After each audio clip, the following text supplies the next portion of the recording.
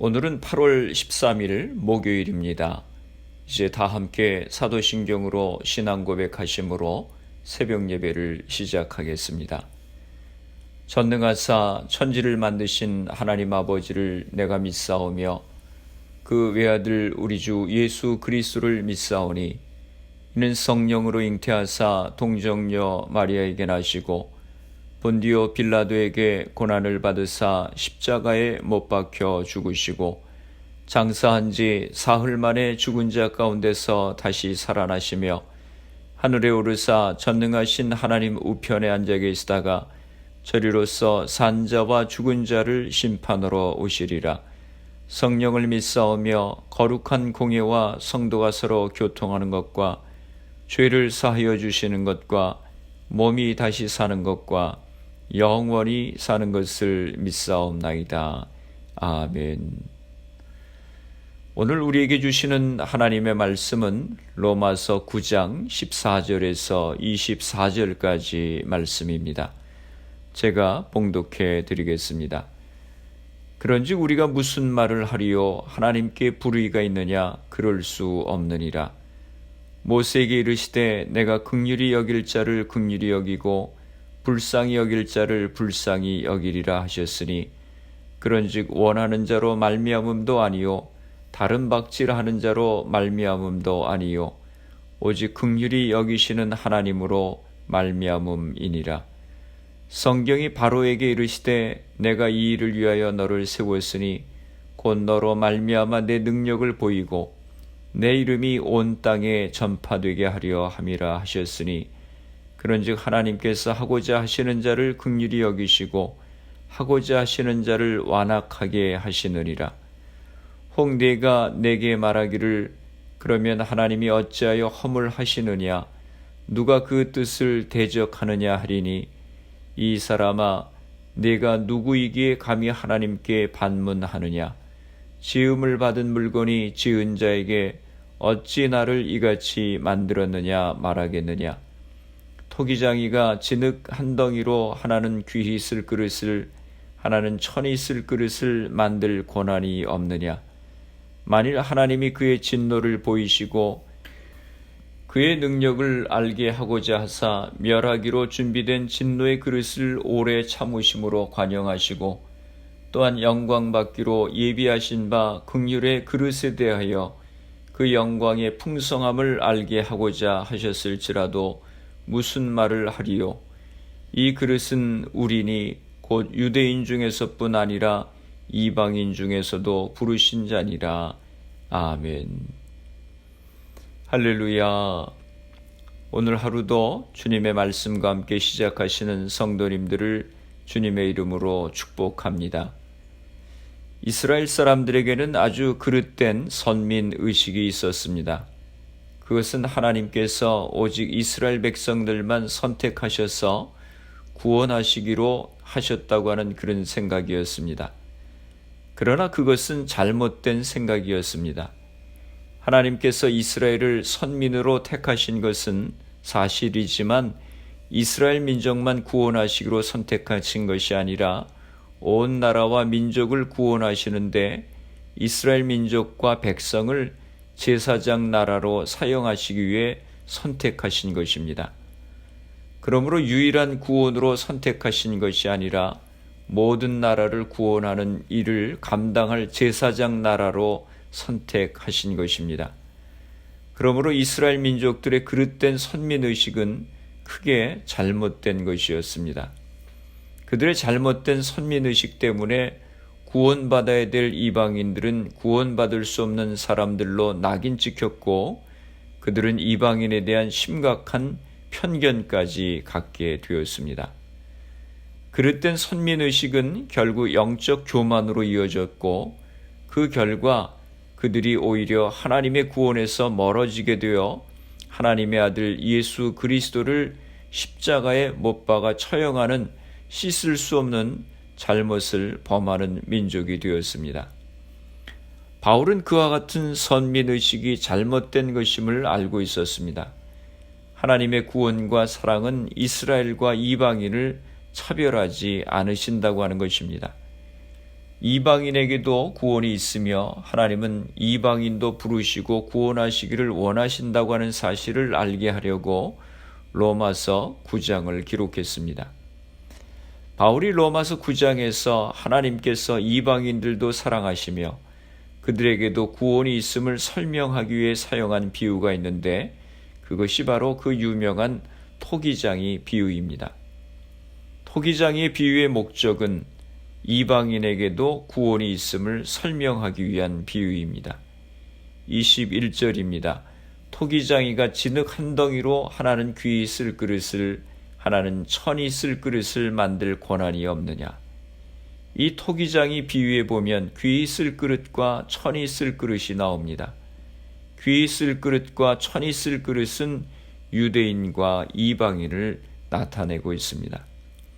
24절에 보면 이 그릇은 우리니 곧 유대인 중에서뿐 아니라 이방인 중에서도 부르신 자니라 라고 말씀합니다. 여기서 우리는 그릇이 이방인과 유대인을 나타내고 있음을 알 수 있습니다. 상식적으로 귀히 쓸 그릇은 유대인, 그리고 천이 쓸 그릇은 이방인을 상징한다고 하는 것을 알 수 있습니다. 그러나 여기서 우리가 눈여겨보아야 될 부분이 있습니다. 그것은 이 비유의 핵심이 귀히 쓸 그릇이 아니라 천이 쓸 그릇, 즉 이방인이라고 하는 것입니다. 25절과 26절에서 그와 같은 의도가 분명히 나타납니다. 호세아의 글에도 이르기를 내가 내 백성 아닌 자를 내 백성이라 사랑하지 아니한 자를 사랑한 자라 부르리라. 너희는 내 백성이 아니라 한 그곳에서 그들이 살아계신 하나님의 아들이라 일컬음을 받으리라 함과 같으니라. 바울은 호세아의 글을 인용하면서 참으로 놀랍게도 이방인에 대한 하나님의 사랑과 구원을 이야기하고 있습니다. 내 백성 아닌 자와 사랑치 아니한 자는 다 이방인을 표현하고 있는 말씀들입니다. 그런데 그 이방인들을 하나님께서 내 백성이라 사랑하는 자라 부르신다고 하는 것이고, 한 걸음 더 나아가 그들도 살아계신 하나님의 아들이라고 불리울 것이라고 하나님께서 말씀하셨다고 하는 것입니다. 하나님이 우리를 이방인으로 또는 유대인으로 창조하신 것은 마치 토기장이가 자기의 뜻을 따라 귀히 쓸 그릇과 천이 쓸 그릇을 만드는 것과 같아서 하나님을 힐문할 수 없다고 하는 것입니다. 그러나 하나님께서 필요에 따라 어떤 사람은 유대인으로, 어떤 사람은 이방인으로 창조하셨지만, 그렇다고 해서 그것이 어떤 사람은 구원받을 사람으로 또 어떤 사람은 멸망받을 사람으로 만드신 것은 아니라고 하는 것이 토기장이 비유를 통해서 바울이 나타내려고 했던 핵심입니다. 바울은 자기 민족에 대한 특별한 애정이 있었던 사람입니다. 그럼에도 불구하고 그는 오만이나 자기 민족만이 최고라고 하는 편견에 사로잡히지 않았습니다. 이스라엘을 사랑하시고 구원하시기를 원하시는 하나님은 모든 나라와 민족을 사랑하시며 구원하기를 원하시는 온 우주와 역사의 하나님이시라고 하는 사실을 바울은 알고 있었던 것입니다. 우리는 본문의 말씀을 통해서 중요한 사실 두 가지를 배우게 됩니다. 첫째는 우리의 그릇된 선민의식에 관한 것입니다. 하나님은 우리 모두에게 남다른 은사와 달란트를 주셨습니다. 그것은 하나님의 일방적인 선택, 무조건적인 선택을 통해 우리에게 선물로 주신 것들입니다. 그런데 우리가 그와 같은 하나님의 뜻을 알지 못해서 그것을 하나님의 뜻대로 사용하지 않고 특권처럼 혼자서 누리려고 한다면 하나님은 그 은사들을 우리에게서 빼앗아 가실 것이라고 하는 사실을 명심해야 합니다. 둘째는 우리에게도 이방인이 있다고 하는 것입니다. 나와 관계가 좋지 않은 사람들, 우리는 그들을 이방인이라고 볼 수 있습니다. 나를 괴롭히고 억울하게 하고 손해보게 하는 가시 같은 사람들이 있습니다. 사람에게는 누구에게나 주위에 그와 같은 사람들이 있습니다. 그럴 때 대개 우리는 자신은 선민이고 그들은 이방인이라고 생각하기 쉽습니다. 그리고 하나님은 자기 편이고 그들과는 절대로 같은 편이 아니실 거라고 단정 지을 때가 많습니다. 물론 그럴 수도 있지만 대부분의 경우는 그렇지 않습니다. 하나님은 나도 사랑하지만 내가 좋아하지 않는 그 사람도 사랑하고 계시기 때문입니다. 하나님은 이방인도 사랑하시고 유대인도 사랑하십니다. 하나님은 유대인도 구원하시기를 원하시고 이방인도 구원하기를 원하시는 것입니다. 기도하겠습니다. 하나님 아버지, 은혜와 사랑을 감사합니다. 하나님, 토기장이가 진흙을 가지고 귀한 그릇으로, 천한 그릇으로 빚는 것과 같이 우리의 인생을 빚으시고 사명을 맡겨주시는 하나님이심을 기억합니다. 하나님께서 내게 주신 은사와 달란트를 가지고 주님을 섬기게 하시고 잘못된 선민의식에 빠지지 않게 하여 주옵소서. 하나님은 이방인이나 유대인이나 모두를 구원 기원하시는 하나님이심을 기억합니다. 우리 주변에 주님을 알지 못하는 영혼들을 향해서 우리의 마음의 문을 열고 복음을 전할 수 있도록 은혜를 허락하여 주시옵소서. 교회와 성도들을 위해서 기도합니다.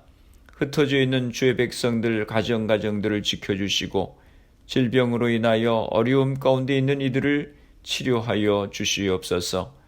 성령의 충만함을 허락하여 주시어서 복음의 증인으로서의 사명을 감당하며 살아가게 하여 주옵소서. 코로나 바이러스의 문제가 하루속히 해결되어서 모두가 정상적인 생활을 할 수 있도록 은혜를 허락하여 주옵소서. 오늘 하루도 주님과 동행하는 복된 하루가 되게 하여 주옵소서. 예수님의 이름으로 기도드리옵나이다. 아멘. 주기도문 하심으로 새벽 기도회를 마치겠습니다.